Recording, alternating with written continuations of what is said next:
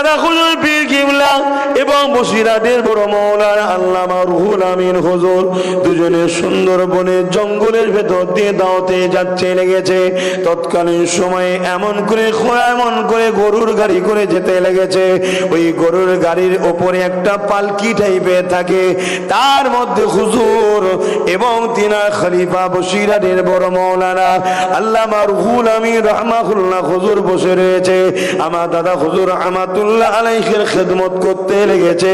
বসিরহাটের বড় মাওলানা আল্লামা রুহুল আমিন সাহেব আর কথাবার্তা বলতে যেতে লেগেছে। এ নওজওয়ানেরা, হঠাৎ করে দেখা যায় ওই গরু চালক যিনি ছিলেন তিনি লাফ মেরে ওই পালকির মধ্যে গরুর ভেতরে ঢুকে এসেছে। ওই যে ছাওয়া ছিল তার ভেতরে ঢুকে এসে কাঁপতে লেগেছে। দাদা হুজুর জিজ্ঞাসা করলেন, বাবা কি হয়েছে, এত ঘাবড়ে গেছো কেন? হুজুর সামনে দুটো বাঘ রয়েছে, একটাও নয়। হুজুর বললেন, বাবা তাতে কি হয়েছে? চোখ আমার তোমার হলে তো বড় বড় হয়ে যেত। আল্লাহর ওলি যারা হয়, নবীর যারা হয়, আল্লাহ যারা হয়, তারা দুনিয়ার কখনো কাউকে ভয় করে না। এক কথায় যাদের হৃদয়ে আল্লাহর ভয় আছে তারা দ্বিতীয় কাউকে ভয় করে না, সবাই তাদেরকে ভয় করে। তাতে কি হয়েছে বাবা? তোমার গরুগুলো ছেড়ে সুরাও তো লাফালাফি করছে, গরু তো বাঘ থেকে লাফাচ্ছে। যুবকেরা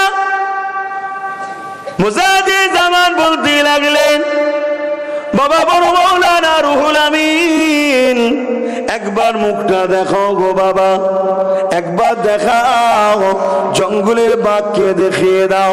তারা যদি বাঘ হতে পারে, আল্লাহ পাক আমাকেও ইলমের বাঘ দিয়েছে, তাদের গায়ে যদি ক্ষমতা থাকতে পারে, আল্লাহ আমাকেও যাকে দিয়েছে এর কাছেও রুহানি ক্ষমতা আল্লাহ দিয়েছে। বাবা রুহুল আমিন একবার মুখটা দেখিয়ে দাও বাবা। পর্দাটা যেই সরালো, রুহুল আমিন সাহেবের মুখটা যেই বার করলো, বাঘ দুটো দুদিকে লেজে লাড়াতে চলে গেল। সত্যি যেন মনে হয় ওই বাঘ দুটো একবার দেখার জন্যই হয়তো এসেছিল।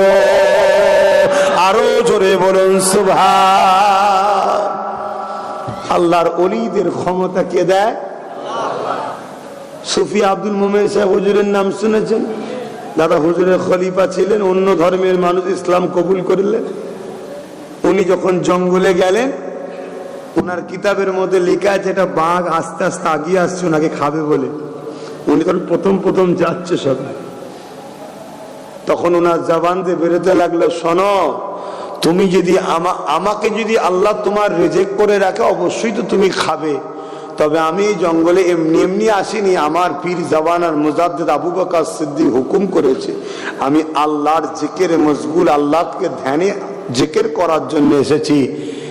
কিতাবের মধ্যে লেখা আছে পুষা বিড়াল দেখবেন আমাদের গা ঘষে না, ওরকম গা ঘষে এসে সুফি আব্দুল মোমেন সাহেব হুজুরের পাশে বসে যায়। জোরে বলুন সুবহানাল্লাহ। এই জায়গার পাওয়ার বাড়াও, সিনার পাওয়ার বাড়াও। আর সিনার পাওয়ার দুটো জিনিসে হয়, আল্লাহর ভয়, নবীর প্রেম ও আদব। জোরে বলুন সুবহানাল্লাহ।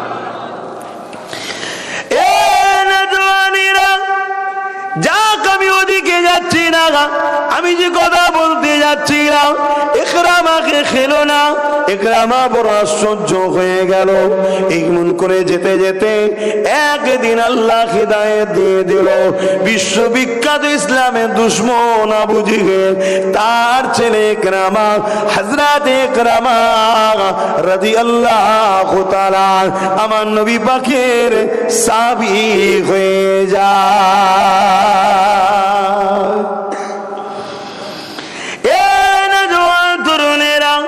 আল্লাহ নবী, নূহ নবী, দয়া নবীকে আবু জেহেল রুকা নানা দিক দিয়ে চেষ্টা করছে।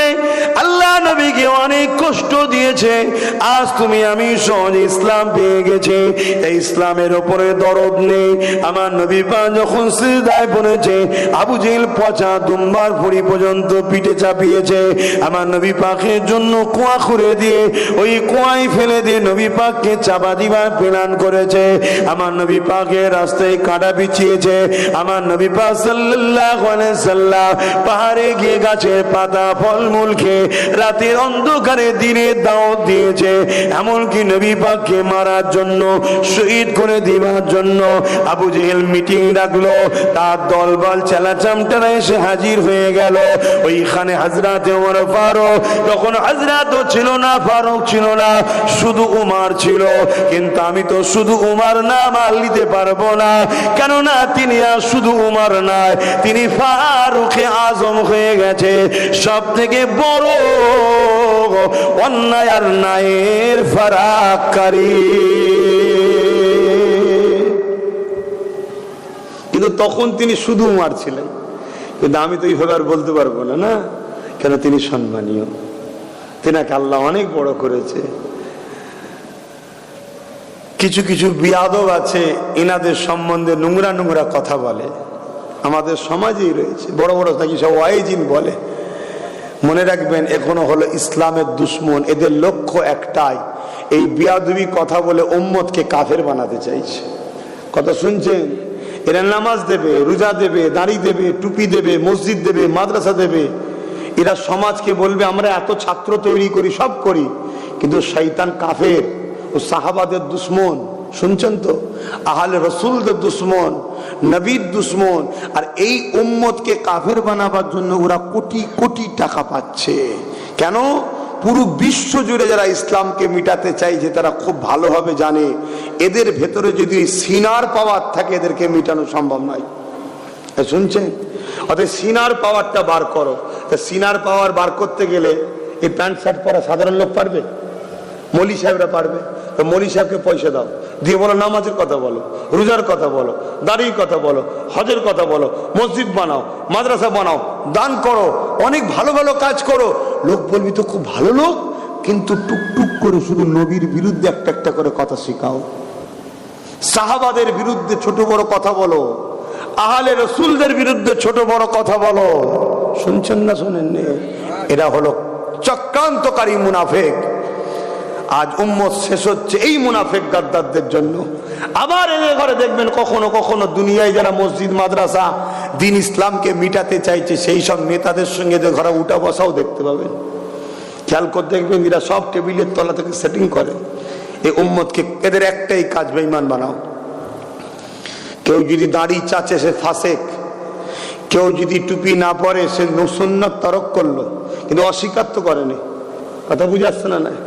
কেউ যদি কোনো ভুল কাজ করে ফেলে তার জন্য সে পাপী, কিন্তু রাসূলুল্লাহর বিরুদ্ধে ছোট বড় কথা বলে ফেললে বা ওই কথাটা শুনে চুপ থাকলে ঈমান চলে যাবে, ঈমান চলে যাবে। খুব সাবধান হন। তো যে কথা বলছিলাম, কি কথা বলতে গিয়ে চলে গেলাম, সমাজে বেঈমান মুনাফিক ভরে যাচ্ছে। কি কথা বলছিলাম যেন?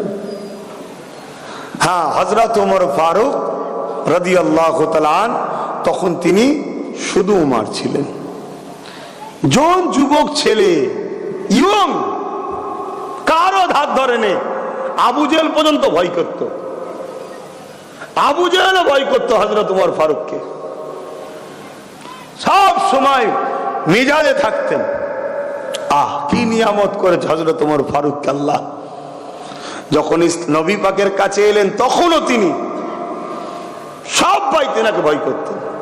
কবরে যখন গেছে তখনও তিনার মিজাজ ফেরেশতাদের কাছে আল্লাহ জালালি করেছিলেন। জোরে বলুন সুবহানাল্লাহ। কি সম্মানীয় ব্যক্তি! তিনি যেটা ভাবতেন রাসূলুল্লাহকে বলতেন যে হুজুর এটা বড় খারাপ লাগছে, আল্লাহ জিবরিল পাঠিয়ে আয়াত নাজিল করে দিতেন। জোরে বলুন সুবহানাল্লাহ। আল্লাহ তাকে নিয়ামত আল্লাহ করেছে। একটু বুঝে কথা বলতে হবে, ঠিক তো নাকি গো? তোমরা কি বলছো? বুঝে কথা বলা দরকার তো। তোমরা আব্বাস সিদ্দিকীর জন্য দল করবে না উমর ফারুক হুজুরের জন্য দল করবে? মলি সাহেবের পাল্লাই পরে উমর ফারুক হুজুরের জন্য দুশ্মন হয়ে যায় উনি বাপ, তাহলে সব বরবাদ হয়ে যাবে। হ্যাঁ,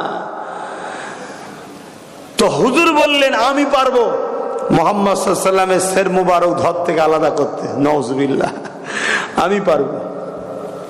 কি দেবে? জন ছেলে, রক্তের গরু, কি দেবে? এই দেবো, এই দেবো, এই দেবো। আবু জেহেল বলল 200 উট দেওয়া হবে, এটা ইত্যাদি।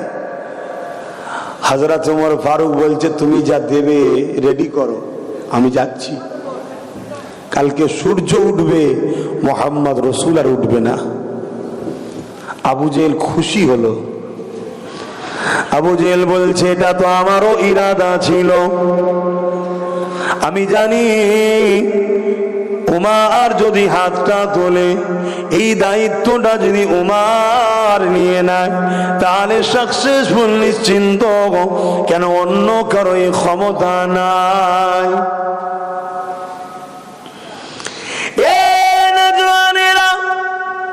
কেন তখন নবী পাকের পাশে মাত্র 39 জন ইমানের কালেমা পড়েছে।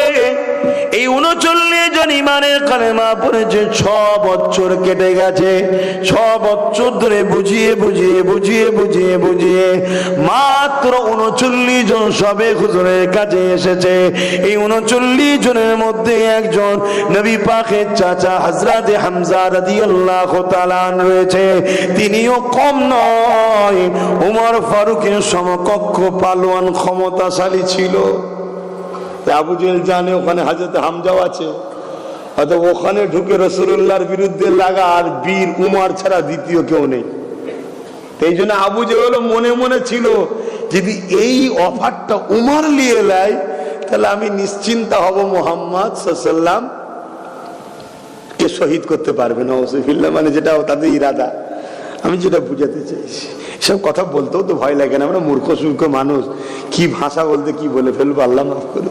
কিন্তু শোনাতেও তো লাগে নাকি, আল্লাহ মাফ করেন। আমরা বাবা অত বড় পণ্ডিত নয়, অনেক সব পণ্ডিত টন্ডিত বেরিয়েছে, ওয়াজ করছে 2 ঘন্টা তো গাল দিয়ে শেষ করে ফেললো। কথা বুঝে আসছে? কি হবে, সমাজ কি শিখবে? হ্যাঁ, বললেই বলবে ওনারা সব বিরোধী করছে। না, এটা নবীর মেম্বার, এটা নবীর মেম্বার শরীফ। এখানে লড়াই হবে আল্লাহ রসুলের পক্ষে, নিজের পক্ষে নয়। এখানে যদি কারো বিরোধী করতে হয় আল্লাহ রসুলের জন্য করতে হবে, নিজের জন্য নয়। নিজের জন্য করা এই জায়গা নয়, এটা এই জায়গার সম্মান কোনো দাও। আজকে এই জায়গাটা বরবাদ হয়ে যাচ্ছে। এই জলসার নামে কত কি হচ্ছে বলো তো?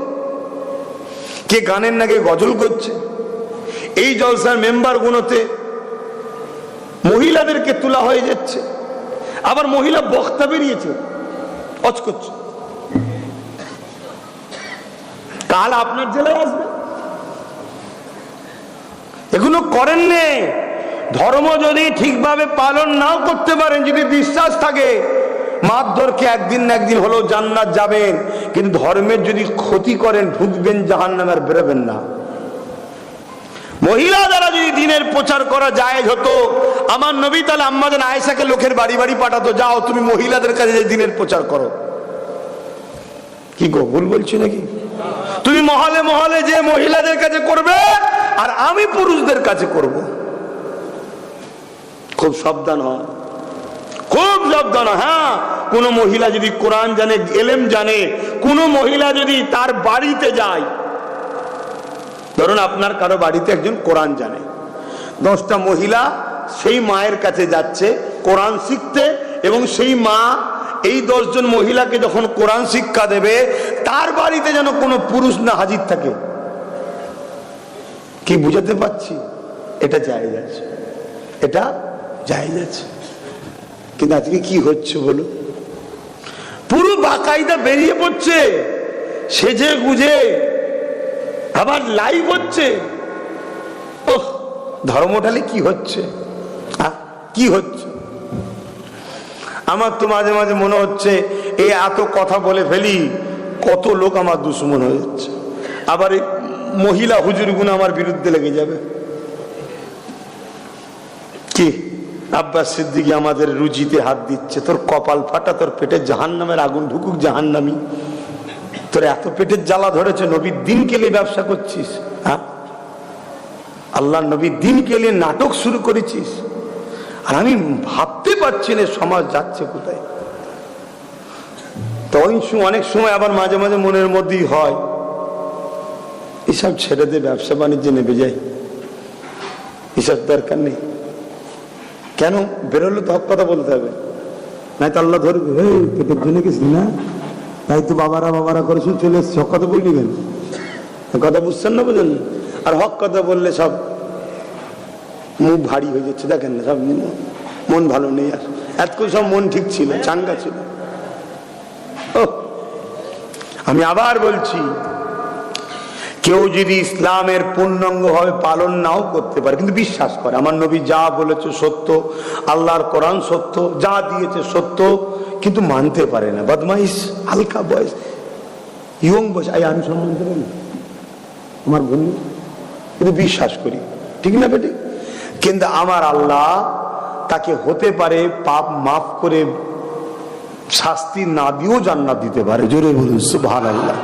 আর যদি পাপ করার জন্য আল্লাহ ধরে, ইসলামের দুশ্মনী যখন করেনে, আল্লাহ তাকে একদিন না একদিন জান্নাত দেবে। কিন্তু কেউ যদি ইসলামের দুশ্মনী করে, ক্ষতি করে, বলুন বলুন বলুন, ও বেটা জাহান্নামে ঢুকবে, বেরোবে না। একটু সাবধান হন, একটু বোঝেন। কি কথা বলছিলাম? ওই জন্য আবু জেহেল এই প্ল্যানটা করলো। আবু জেহেল বলতে লেগেছে, ওমর 39 জন হয়ে গেছে, ওমর রুখতে হবে, রুখতে হবে। আমরা যে মানুষকে নকল খোদা দিয়ে তাদের উপাসনা করিয়ে মানুষের প্রভু সেজে বসে রয়েছে, মানুষকে আমাদের গোলাম বানিয়ে রেখেছে, মানুষকে আমাদের কৃতদাস দাসী বানিয়ে রেখেছে, মানুষকে কুসংস্কারের মধ্যে রেখেছে, যা বলি মানুষ আমাদের হুকুমের গোলাম হয়ে আছে। এই ওমর, মুহাম্মদ রসুলকে যদি রুকা না যায়, তাহলে আমাদের ভণ্ডুমির দোকান বন্ধ হয়ে যাবে, আমাদের নকল খোদা গুলো বাতিল হয়ে যাবে, এক আল্লাহর ইবাদত শুরু হয়ে যাবে। এজন্য ওমর যেমন করে হোক মুহাম্মদকে রুখতে হবে। যেমন করে হযরত ওমর ফারুক তখন বলেছিল, এ আবু জেহেল 39 হয়েছে, 40 আর হতে দেব না। এই জমিনে সূর্য উঠবে, মুহাম্মদ রাসূল আর উঠবে না। ফেরেশতাদের মধ্যে আলোচনা হতে লেগেছে, কি হবে কেন? ওমর বড় সাহসী, ক্ষমতাবান, 39 থেকে 40 হতে দেবে না, ওয়াদা করে যাচ্ছে।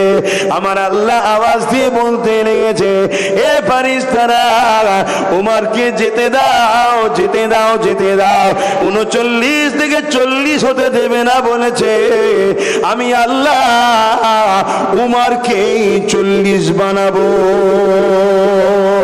আমার নবী সাহাবা নম্বর হবে উমর 40। তাহলে যারা ইসলাম মিটাতে চেয়েছে তাদের থেকেই আল্লাহ লোক তৈরি করে নিয়েছেন লাইনে। তো ইসলাম মিটবে না। তুমি আমি যদি সৌভাগ্যবান হতে পারি, ইসলামের পক্ষে দাঁড়িয়ে যাও, প্রতিটা গ্রামে গ্রামে গ্রামে গ্রামে ইউনিট তৈরি করে একতা হও। ওপেন বলে যাচ্ছি, আমি ওদের মতো বলবো না যারা আমাদেরকে মারার জন্য বলছে ধারালো অস্ত্র রাখো, বলছে না, বলে না, আমি ওটা বলবো না। আমি বলবো ইউনিট তৈরি হও, ইউনিট তৈরি হয়ে বাচ্চাদেরকে শিক্ষার সুব্যবস্থা করো, এটা বলবো। শিক্ষা দাও, শিক্ষা দাও, শিক্ষা দাও, শিক্ষা দাও। শিক্ষা যদি দিতে পারো অনেক দূর পৌঁছে যাবে। কথা বুঝে আসছে? হ্যাঁ বাবেরা, নজওয়ান তরুণেরা, এইভাবে যুগে যুগে যুগে ইসলামকে যারা মিটাতে চেয়েছে তারা কখনো সাকসেসফুল হতে পারেনি, আগামী তো পারবে না। এই নজওয়ান তরুণেরা এইভাবে আবু জেহেল অনেক দিক দিয়ে চেষ্টা যখন করতে পারলো না। আমার নবী পাক একদিন হুজরা মুবারকে শুয়ে রয়েছে, আবু জেহেল 40 জন অস্ত্রধারী নিয়ে আমার রাসূলুল্লাহ হুজরা মুবারককে ঘিরে ফেলেছে, উলঙ্গ তরোয়াল নিয়ে ঘিরে ফেলেছে। আল্লাহ পাক জিবরাইলকে পাঠিয়ে দিলে, এ জিবরাইল আমার হাবিবকে যে বলেন আমার হাবিব যেন হিজরত করে ইয়াসরিব মদিনার জমিনে চলে যায়। আল্লাহ নবীকে ইজাজত দেয়া হয়ে গেল। নবী পাক হযরতে শেরে খোদা মাওলা আলীকে ডাক দিয়ে বলতে লাগলো, ও হযরতে আলী, আল্লাহর হুকুম হয়েছে আমি হিজরতের উদ্দেশ্যে রওনা হব, তবে তোমাকে একটা কাজ দিয়ে যায়। ও হযরতে আলী, আমার বিছানাতে তুমি শুয়ে পড়ো, আমার চাদরটাকে তুমি ব্যবহার করো। আর হযরতে আলী সকালে উঠবে, ফজরে ফজরে উঠবে, উঠার পরে এই মালগুলো রয়েছে, এই মালগুলো অমুকের অমুকের পৌঁছে দেবে। তার মধ্যে আবু জেহেলেরও মাল রয়েছে, উতবারও মাল রয়েছে, সাইবারও মাল রয়েছে। যারা আমার নবী পাককে শহীদ করতে এসেছে তারাও জানে মুহাম্মদ রাসূল কখনো ইনসান পরামর্শ হয় না, মুহাম্মদ রাসূল কখনো আমানত খেয়ানত করে না। তাই তারা তাদের ধন দৌলত গুলো আমার রাসূলুল্লাহর কাছে জমা রাখতো। কেন আবু জেহেল জানে যে আমার মালগুলো আমি রাখবো কার কাছে? উতবার কাছে রাখবো, ঝেড়ে দেবে, সাইবার কাছে রাখবো, ঝেড়ে দেবে। কারণ ওটা জানে আমরা সব চিটিংবাজ। যেমন আমাদের সমাজ এখন দেখছেন না, এ ওকে বিশ্বাস করতে পারছে না, ওকে বিশ্বাস করতে পারছে না, তুই বেশি ইনকাম করেছিস, তুই বলছিস না তুই করেছিস, নিজেদের মধ্যে মারপিট হচ্ছে, দেখছেন না? এই সব আজকের কোয়ালিটি এগুলো। তাই তারা সব মাল নিয়ে যে আমার রাসূলুল্লাহর কাছে রাখতেন। তারা জানে মুহাম্মদ রাসূল কখনো কারো আমানত খেয়ানত, তারাও জানে মুহাম্মদ রাসূল সত্য, কিন্তু মানবো না। কেন? মানলে গুন্ডাগিরি হবে না, জুলুম হবে না, জেনা হবে না, ধর্ষণ হবে না, খুন হবে না, লুট হবে না, দাঙ্গা হবে না, নাচ হবে না, এসব বদমাইশিগুলো বন্ধ করে দিতে হবে। আমরা যে মানুষের প্রভু হয়ে বসে আছি এসব বন্ধ করে দিতে হবে। শুনছেন তো নাকি? ঘুমিয়ে পড়েছেন নাকি? না খিদে পেয়ে গেছে? আচ্ছা, যাহলে আলহামদুলিল্লাহ, আলহামদুলিল্লাহ। আল্লাহ আমাকে আমাদেরকে হেদায়েত করে, বলুন আমিন। বিশেষ করে আমার মা বোনগুলোকে বলুন আমিন। কেন আখেরি জামানা, আখেরি জামানা আল্লাহ নবী বলেছেন আখেরি জামানায় বাপেরা নিজের মেয়েকে কন্ট্রোল করতে পারবে না, স্বামী স্ত্রীকে কন্ট্রোল করতে পারবে না। তার একটা নমুনা হলো নারীদের হাতে টাকা তুলে দেওয়া।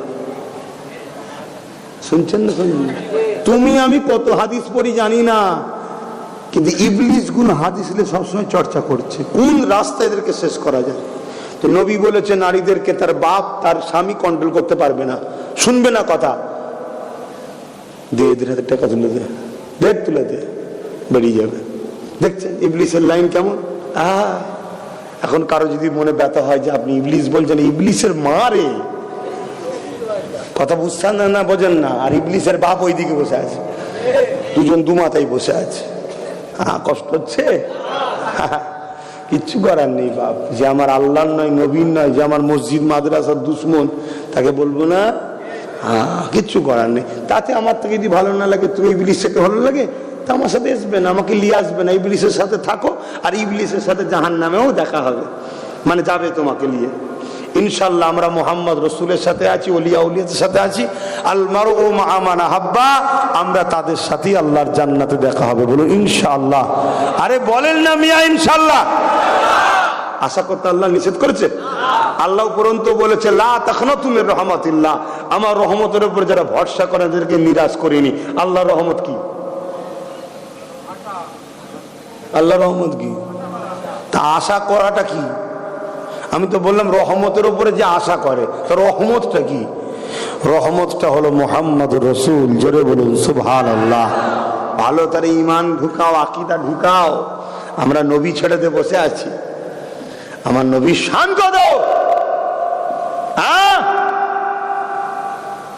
আমার নবী পাক সাল্লাল্লাহু আলাইহি সাল্লামের নাম 70 বার যদি মুশকে আমবাদ দিয়ে মুখকে ধুয়ে কুল্লি করে ধরা হয়, তাও হযরতে শেখ সাদি হুজুর বলছেন তাও বিয়াদবি হবে।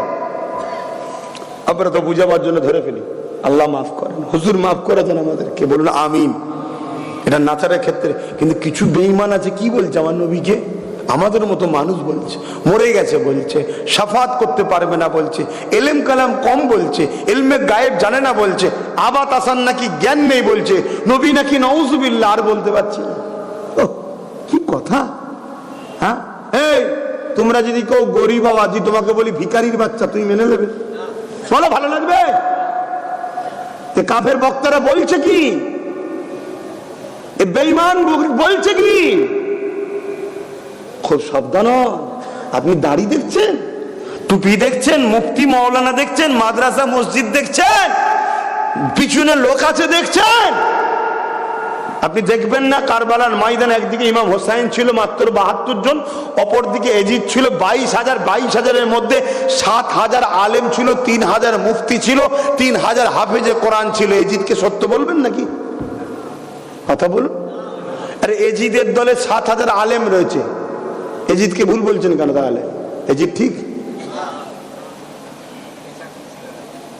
এজিদের দিকে 3,000 মুফতি ছিল, তাও বলছেন ভুল। এজিদের দিকে 3,000 হাফেজ ছিল, তাও বলছেন ভুল। জোরে বলেন, ভুল না ঠিক? কি করে বলছেন? মুফতি তা 3,000 মুফতি যদি এজিদের পক্ষে দাঁড়িয়ে হোসাইনের বিরোধী করার জন্য যদি ভুল হতে পারে, আজ আমার সমাজে কেউ মুফতি মাওলানা পীর যারা দাবি করে মুহাম্মদ রাসূলের সাথে গুস্তাখি করে, সে ঠিক হয় কি করে? হারামখোর হারাম জানাগুলোকে পিটানো দরকার। শয়তানিরা আজকে সমাজকে কুরে করে খাচ্ছে, এরা বেঈমান বানাচ্ছে আমাদের ঘরে। কথা শুনছেন না শোনেন না? আবার হারামজাদা বলেছি বলে পেস্টিজে লেগে গেল দেখি যে হুজুর আবার গাল দিচ্ছেন। এটা গাল নয়, এটা গাল নয়, এটা সত্য কথা। আল্লাহ কোরআনে বলেছে যার সন্তান, জানেন না? জানেন না? সূরা কলাম পড়েন না? কোন উলামার থেকে শোনেন না? হাই দেখেন, বলবেন তো শুনেছেন না শোনেন? আলিদ বিন মুগীরা বলে একটা বদমাইশ ছিল, সে আমার নবীকে বড় কষ্ট দিত, নোংরা নোংরা কথা বলতো আমার নবী সম্বন্ধে। শুনছেন? এই দূরের কোনো শুনছেন তো নাকি? কারো বুকে কষ্ট হচ্ছে না তো? দেখবেন গোড়ায় তাহলে গন্ডগোল হয়ে যাবে, সব শেষ, কিচ্ছু করার নেই। বাপ কোরআন বলছে তো, বাবা আমি কোথা কি, আমি কি দিনের কিছু নাকি? হ্যাঁ, দিন তো আল্লাহ রসুল, ঠিক না? ঠিক বল। হ্যাঁ, আলিদ বিন মুগীরা তাকে আল্লাহ 10টা বর্ণনা দিয়েছে, তার দোষ 10টা আল্লাহ বলেছে। সে নবীকে কষ্টদায়ক কথা বলে, জাদুকর বলে, ইত্যাদি ইত্যাদি বলে, তো আমার নবী কষ্ট পান। আর আল্লাহ পাক সান্ত্বনা দেন আমার নবীকে। সুবহানাল্লাহ। বন্ধু আপনি কষ্ট লিখছেন কেন? আলিদ বিন মুগীরা বদমাইশ, ও জালিম, ও মানুষের সঙ্গে চিটিংবাজি করে, ফট করে, ইত্যাদি ইত্যাদি বলতে বলতে বলতে বলতে আল্লাহ 10 নম্বরে কি বলছে শুনবেন না? হাবিব, আলিদ বিন মুগীরা হলো অবৈধ সন্তান। কে বলছে? যার সন্তান। কি বলছে? কোথায় আছে? তাহলে বলবেন নাকি হুজুর গাল দিয়েছে? আপনাদের কাউকে বলেছি? কাকে বললাম? যে নবীর বিরুদ্ধে, যে তার নবীর বিরুদ্ধে কেউ যদি হয়, তাকে যদি বলা হয় অবৈধ সন্তান, এতে আপনার বুকে যদি ব্যথা হয় তাহলে জানতে হবে আপনারও গন্ডগোল আছে।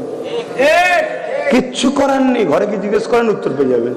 কেন আলিদ বিন মুগীরা ঘরে গেছিল, গিয়ে মাকে তরল ধরেছে, মা মুহাম্মদ সাল্লাল্লাহু আলাইহি ওয়াসাল্লাম বলছে আমি নাকি অবৈধ সন্তান। আগে যা বলেছে সবটা না হয় আমি বাস্তব মিলে গেছে আমার সাথে, আমি চুরি করি, আমি বদমাজি করি, ফট করি, এ তো আমি দেখতে পেয়েছি। কিন্তু এমন একটা কথা বলেছে যেটা তুমি ছাড়া তো কেউ জানে না। কেউ জানে?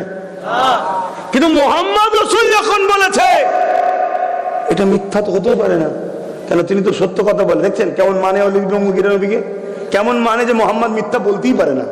আর আজকের মুফতি বলছে হুজুরের ভুল থাকতে পারে। এই তো আজকের আলিদ বিন মুগীরার থেকেও শয়তান বেশি। তাহলে এগুলোর গন্ডগোল থাকতে পারে না? পারে না? তাহলে আব্বাস সিদ্দিক যদি নবীর পক্ষে দাঁড়িয়ে এদের বিরুদ্ধে কথা বলে, আপনাদের কি অসুবিধা হয়?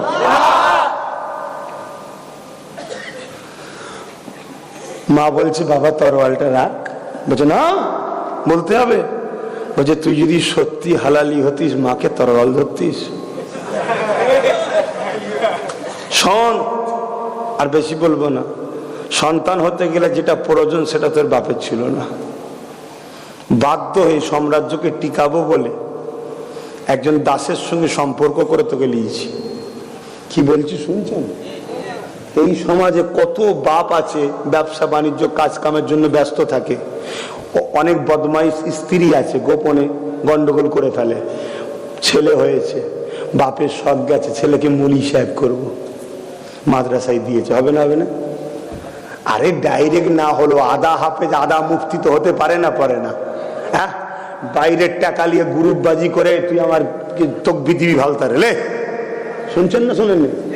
তার দ্বারা নবীর পক্ষে কাজ হবে না, নবীর বিরুদ্ধে। আপনি মসজিদ দেখছেন, মসজিদ মাদ্রাসা দেখছেন? হ্যাঁ, আমার নবী পাক সাল্লাল্লাহু আলাইহি ওয়াসাল্লাম মদিনা থেকে দ্বীনের প্রচার করতে গেছে, আর এসে দেখছে একটা মসজিদের জেরাত তৈরি করে ফেলেছে। কারা? যারা সাহাবা দাবি করেছিল, কলেমা পড়েছে নবীর হাতে, তারা একটা মসজিদ করে ফেলেছে। কেন? প্রমাণ দিচ্ছে আমাদের এখান থেকে মদিনার নবাবিতে যেতে একটু দূর হচ্ছে, তাই আমরা করেছি। আল্লাহ পাক আমার নবীকে বললেন, হাবিব ওরা মসজিদ করেছে ওখান থেকে মুসলমানদের মধ্যে ফিকশন লাগাবে বলে। কেন মসজিদে মুসলমান আসবে? অতএব ওটা মসজিদের জেরার আপনার বিরুদ্ধে করেছে, ভেঙে দেন। আমার নবী মসজিদ ভেঙে দিয়েছিলেন। শুনছেন না শোনেননি? অতএব আপনারা আম মানুষ, আপনারা আম মানুষ, আপনারা মৌলানা দেখলে পায়ে চুমু খান, মাথায় তুলে নাচেন, ভালো মন্দ করে খাওয়ান। কেন? আহা আমি আম মানুষ, ও কোরআন জানে রে। আপনাদের এই খসলতটা খারাপ নয়, ভালো। আলেমদেরকে ভালোবাসা দরকার। আলেমদেরকে ভালোবাসলে কিয়ামতের দিন আলেমদের সাথেই জান্নাতে যাবেন। জোরে বলুন সুবহানাল্লাহ। হাদিস পাকের মধ্যে আছে কিয়ামতের দিন আল্লাহ উলামাদেরকে বলবে, যান আপনাদের ঘরে আমি জান্নাতে যাবার ইজাজত দিলাম, আপনারা জান্নাতে চলে যান, ময়দানে থাকতে হবে না। ওই সময় তেনারা যখন জান্নাতে যেতে যাবে, আল্লাহ পাকের আলেম বান্দাদের ঘরে একদলের সাধারণ মানুষ ধরবে, সাধারণ মানুষ ধরে বলবে যে আপনারা দুনিয়ায় ওয়াজ করতেন, আল মারউ মা'a মান আহাব্বা, দুনিয়ায় যে জায়গায় ভালোবাসবে তার সঙ্গে পরকালে থাকবে, আপনারা জান্নাতে যাচ্ছেন, আমাদেরকে নিয়ে যাবেন না? মানে আমরা তো আপনাদের ভালোবাসতাম, রান্না বান্না করে খাওয়াতাম, আপনাদের মাহফিলে যেতাম, আপনারা ডাকলে সাড়া দিতাম, কোনো দিনের জন্য পয়সা চাইলে পয়সা দিতাম, দিনের জন্য কোনো জায়গায় মিটিং মিছিলে ডাকলে যেতাম। কি গো, ওলা আমাদের পাশে যায় না? যায় না? তা আমরা ঘিরে রেখেছিলাম, আপনারা কথা বলেছিলেন, সত্য কথা। আজকে আপনারা আমাদেরকে পাশে দাঁড়িয়ে আছেন বলেই তো আমরা কথা বলি, ঠিক না বেঠিক গো? তাহলে অবদান আপনাদের আছে না? নয় শুধু একা আমাদের অবদান, আপনাদের অবদান নেই? আপনাদেরও বিরাট অবদান, এটা করেছিলেন বলেই তো আমরা বলতে পারছি। ঠিক আপনারাও হকের পক্ষে মজবুত হয়ে, বর্ডার হয়ে, প্রাচীর হয়ে আমাদেরকে ঘিরে রেখেছেন, তাই তো আমরা কথা বলি। তাহলে আপনাদের অবদান আছে না? নয়? তখন সেই সময় উলামারা বলবে, আজ আমরা ময়দানে দাঁড়িয়ে আছি, আপনারা চলে যাচ্ছেন, তার মানে? তখন উলামারা আল্লাহর কাছে যে বলবে, আল্লাহ আমরা তো আপনার হাদিস, নবীর হাদিস শোনাতাম, আল মারউ মা'a মান আহাব্বা। আল্লাহ এই বান্দাগুলো আমাদের সাথ দিয়েছিল, এরা সহযোগিতা করেছিল, মা বোনেরা অর্থ দিয়েছিল দিনের জন্য, আজকে তাদেরকে আমাদের সঙ্গে জান্নাতে দেওয়া হবে আশা তারা রাখছে। আল্লাহ বলবেন, সাদ্দাকতা, তারা সত্য বলছে। ফেরেশতা এগুলো আমাদেরকে নিয়ে যাও, যারা যারা এদের সাথে ছিল তাদেরকে জান্নাত দাও। জোরে বলুন সুবহানাল্লাহ, আরো জোরে বলুন সুবহানাল্লাহ। ওই দিন এমনও লোক জান্নাতে যাবে যারা কিছু করেনি, কোন জায়গায় হয়তো উলামার সঙ্গে বসে খেয়েছে। আপু আল্লাহ বলে, ওজন মলিস আলেমের সঙ্গে খেয়েছে, ও কেন বাদ যাবে, ওকেও দিতে যা। জোরে বলুন সুবহানাল্লাহ। জান্নাতটা কার?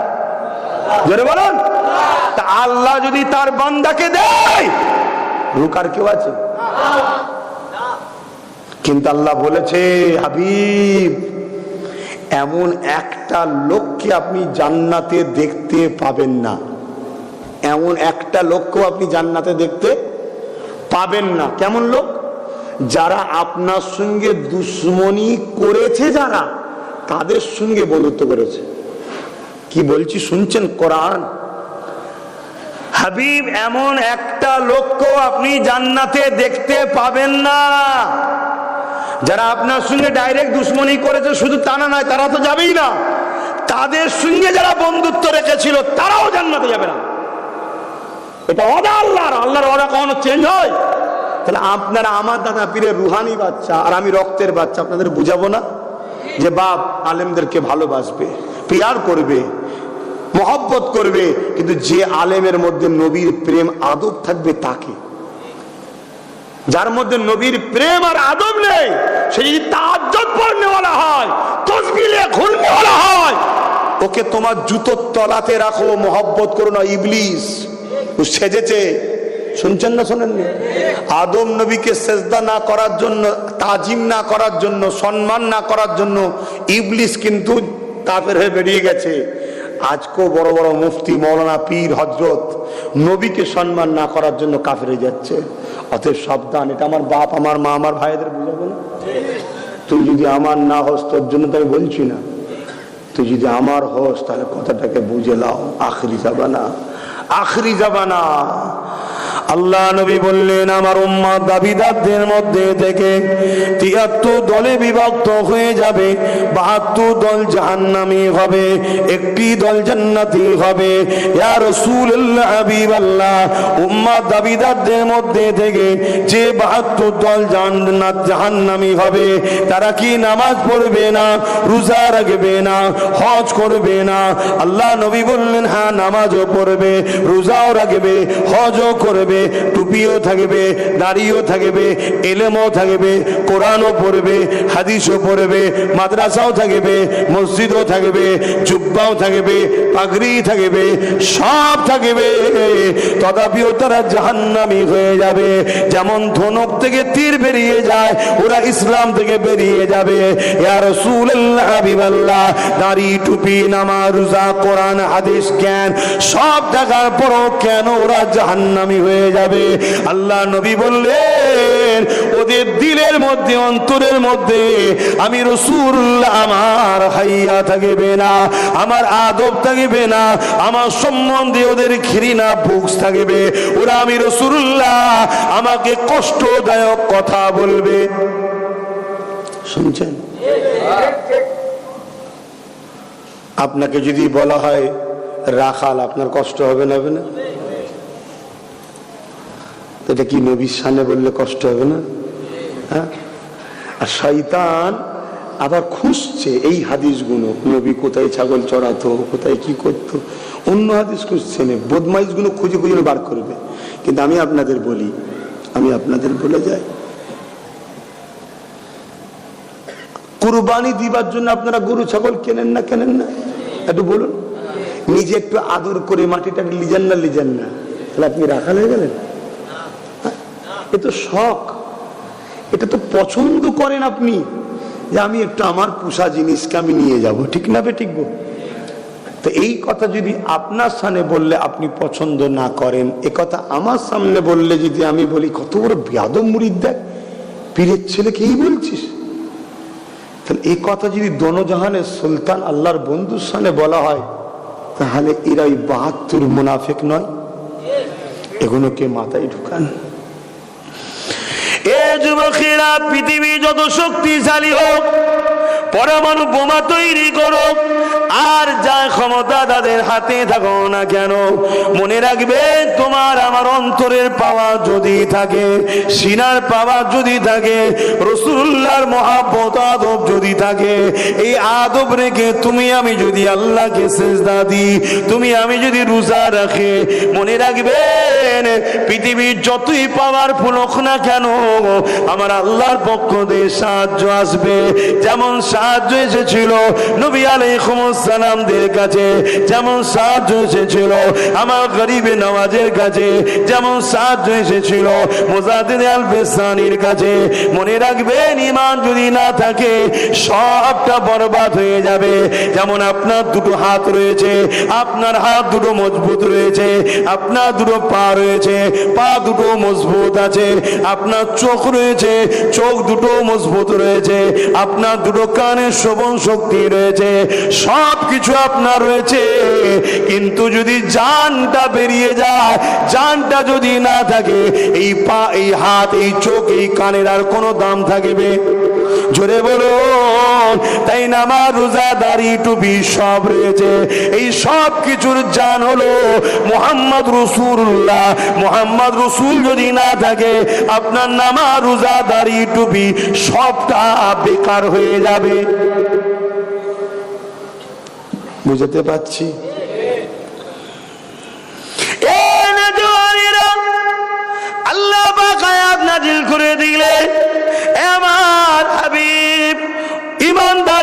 ইমানদারদেরকে জানিয়ে দেন, হে ইমানদারেরা, তোমরা তোমাদের গলার আওয়াজকে আমার নবীর দরবারে যখন আসবে বড় সংকুচিত করে রাখো, কেননা তোমাদের গলার আওয়াজ যেন আমার নবীর গলার আওয়াজের উপরে না উঠে যায়।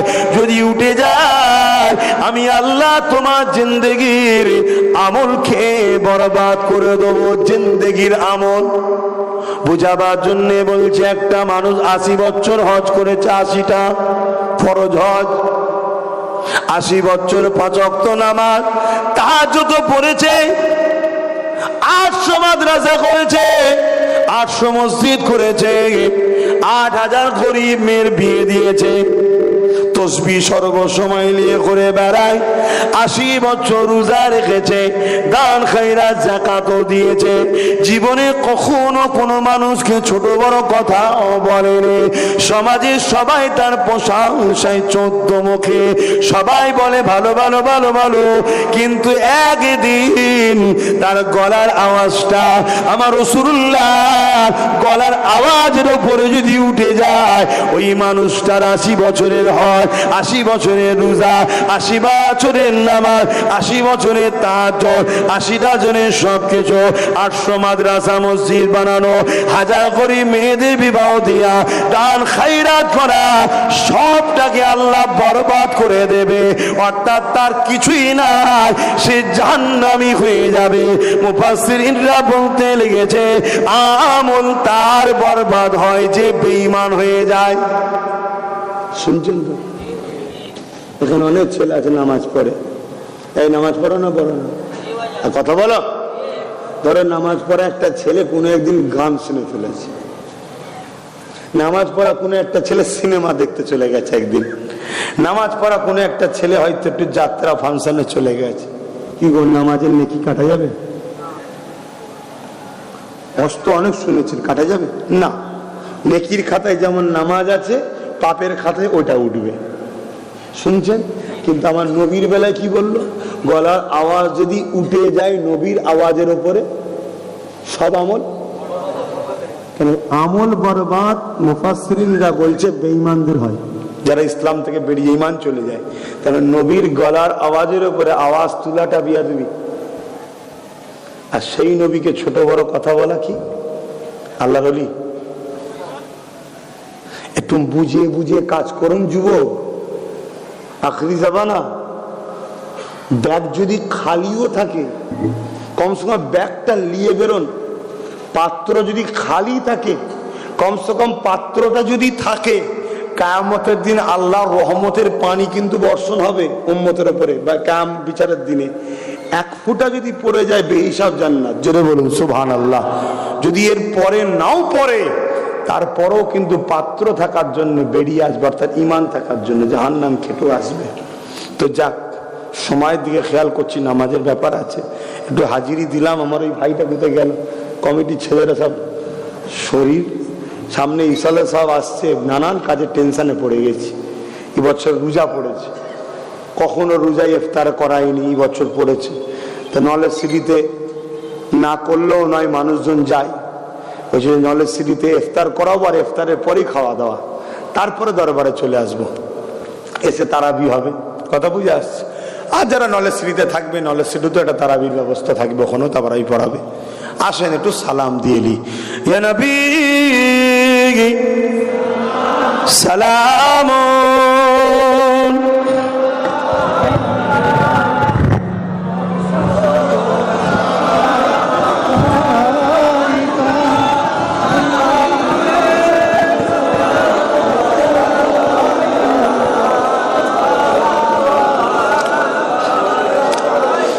বাপজান আমার কথায় কেউ কষ্ট পেলেন ভাইরা? এরপরও বলছি, আপনারা যদি কষ্টও পান, আমার কিছু করার নেই। আপনাদেরকে খুশি করতে গিয়ে আমি নবীর থেকে দূরে যেতে পারবো 100% বলে দিচ্ছি। তাতে আপনারা আমার সঙ্গে মিশবেন মিশবেন, না মিশবেন না মিশবেন, আমার কিছু করার নেই। কেন? আপনাদের থেকে আমার কাছে আমার নবীর জুতা মুবারক অনেক দামি, আর আপনারাও যদি এইভাবে ভালোবাসেন আমি খুশি হব। যে আমার থেকেও আপনাদের কাছে নবীর জুতা মোবারক অনেক দামি বেশি। এটাই হলো ইমানদার। বললেন না সুবহানাল্লাহ? বলুন আলহামদুলিল্লাহ। আমরা এরকম ইমানদার। আমাদের কাছে হুজুরের দাম এত, কেন দাম হবে না? যার দাম সম্বন্ধে মানে তাকে যাকে দামি খোদ আল্লাহ ঘোষণা দিয়েছে, ইনি হলো দামি। জোরে বলুন সুবহানাল্লাহ। যে কাবাকে আল্লাহ নিজের ঘর বলার জন্য আমরা সবাই গিয়ে জড়িয়ে ধরে কাদা কাটি চুমু টুমু খাই। যারা গেছেন করেছেন, আমি করেছি, করেছেন তো? হ্যাঁ, চুমু টুমু খেয়ে জড়াজড়ি করে বুকে টুকে ঘষেছি। কাদা কাটি, কাবা তুমি সাক্ষী থেকো, কাবা তুমি সাক্ষী থেকো, আল্লাহর ঘর তুমি, তোমাকে আল্লাহ বলেছে তুমি আল্লাহর ঘর, তুমি কত সৌভাগ্যবান। আমি এসেছিলাম কিয়ামতের দিন, বলো তুমি। এভাবে কত আদর করেছি কাবা শরীফকে। কেন? পাথর তো না, আল্লাহ বলেছে আমার ঘর। আল্লাহ থাকে নাকি? না, ওই কাবার সম্মান বাড়াবার জন্য বলে দিয়েছে আমার। কথা বুঝে আসছে না? নাই, আমি একজন নগণ্য আল্লাহ দাস, নবীর গোলাম। আমি যদি কাউকে বলি এটা আমার ভাই, সমাজে তার দাম বাড়বে না বাড়বে না? আমার ভালোবাসার মানুষের কাছে বাড়বে তো নাকি? তা আল্লাহ যে ঘরটাকে বলছে আমার ঘর, তার কোনো দামের কেউ তুলনা করতে পারে? ঘর ছাড়া যায়, বন্ধু ছাড়া যায় না। প্রকৃত প্রেমের কথা বলছি, ঘর ছাড়া যায়, বন্ধু। তাহলে আল্লাহ যদি তার ঘরের এত দাম হয়, আল্লাহ বলছে মুহাম্মদ সাল্লাল্লাহু আলাইহি ওয়াসাল্লাম আমার বন্ধু হয়, আমার দোস্ত হয়। জোরে বলুন সুবহানাল্লাহ। তাহলে তিনার শানটা কোথায়?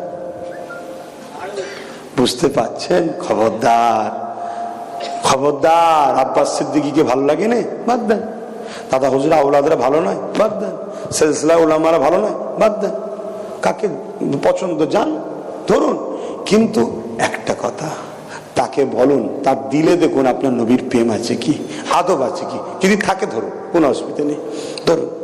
শুনছেন না শোনেন নেই? আর যদি নবীর প্রেম না থাকে, কত বড় মাওলানা, কত বড় মুফতি, ওসব দলিল দেবেন না। ওসব দিয়ে ইমান আর মোমেন চিনা যায় না। যেমন সোনা চেক করতে গেলে গোষ্ঠী পাথর লাগে, মোমেন আর মুনাফেক চেক করতে গেলে মোহাম্মদ রসুল লাগে। জোরে বলুন সুবহানাল্লাহ। মনে রাখবেন। আসেন আসেন, সালাম দিই হুজুরকে। আমরা আদবের সাথে তাজিমে আল্লাহকে দেখিয়ে নবী পাককে সালাম দেবো, নবী জবাব দেবে, আমরা আদবের সাথে জবাবটা নেব। কি নেবেন না? আদবের সাথে। ইয়া নবী সালাম, ইয়া রাসূল, ইয়া হাবিব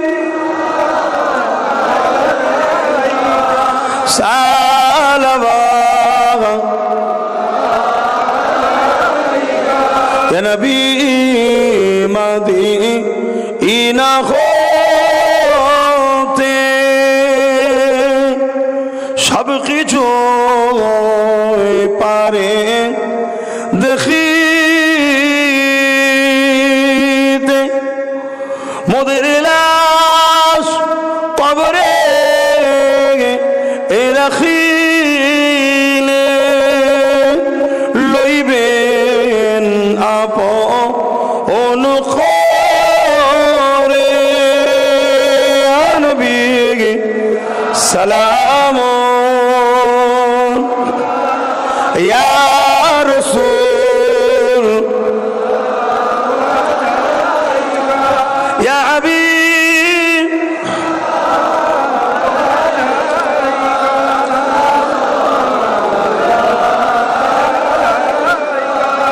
কঠিন হাসরের দিনে কি আছে মোদের কপালে, গুনাহগার উম্মাহ আত আপনার লইবেন সঙ্গে মাহশরে। নবী সালাম, ইয়া রাসূল, ইয়া হাবিব সালাম,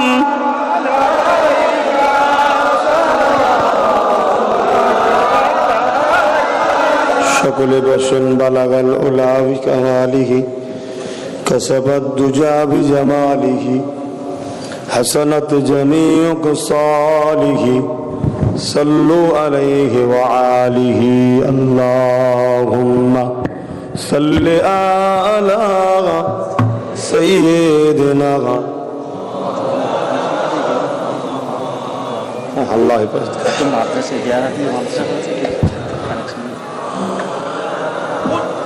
বাপজান আমার, প্রকৃত আলেম হলো সে যে রসুল চিনতে পেরেছে। আমার কথা শুনছেন? প্রকৃত আলেমকে বলুন বলুন, যে নবী চিনতে পেরেছে। কারণ নবী হলো ইসলাম, নবী হলো শরিয়াত। জোরে বলুন সুবহানাল্লাহ। নবী হলো কি? শরিয়াত। নবী কি? শরিয়াত। নবী পাকের উঠা বসা, কাজ কাম, চাল চলন, এটাই কি গো? এটাই হলো শরিয়াত, এটাই হলো আল্লাহর পাক কালামুল্লাহ শরীফ। জোরে বলুন সুবহানাল্লাহ। আম্মা জানা আয়েশা সিদ্দিকা রাদিয়াল্লাহু তাআলা আনহা কে সাহাবা হুজুররা জিজ্ঞাসা করলেন, এ আম্মা জান, আমাদের নবী কেমন ছিলেন? আম্মা জানা আয়েশা সিদ্দিকা বলেন, কেন আপনারা কি কোরআন পড়েননি? সাহাবা হুজুররা বললেন, হ্যাঁ কোরআন পড়েছি, দেখেছি। আম্মা জানা আয়েশা হুজুর বললেন, তোমাদের নবী হলো আল্লাহ পাকের 30 পারা কোরআন শরীফ। তাহলে যারা নবী চিনেছে তারাই প্রকৃত কোরআনের জ্ঞান পেয়েছে। যারা নবী জানে না, সেজেছে সব বড় মুফতি, 2-4টে দালাল পুষেছে, বলবি বড় আল্লামা, বড় শায়েখ, বড় পীর সাহেব, বড় মুফতি। শুনছেন না শোনেননি? বাজার গরম কর টাকালে। রসুল যে চেনে নে, তার মতো বড় মূর্খ পৃথিবীতে কেউ নেই। নবী পাক ওয়াজ করতেন, সিদ্দিক আকবরও শুনতো, আবু জেহেলও শুনতো। কিন্তু সিদ্দিক আকবর পৃথিবীর শ্রেষ্ঠ হয়ে গেল। নবীদের পরে সিদ্দিক আকবরের দরজা। কেন? দাড়ি ছিল বলে। দাড়ি তো আবু জেহেলেরও ছিল, জানেন? শুনেছেন কখনো? হ্যাঁ হ্যাঁ শোনেন। পাগড়ি তো আবু জেহেলও পরতো। কি জন্যে তাহলে? হযরতে আবু বকর সিদ্দিক নবী চিনেছে, আবু জেহেল নবী চেনে না। শুনছেন না? তাই আবু বকর সিদ্দিক বলেছিল, হুজুর আপনার মতো সুন্দর আমি কখনো কিচ্ছু দেখিনি। জোরে বলুন সুবহানাল্লাহ।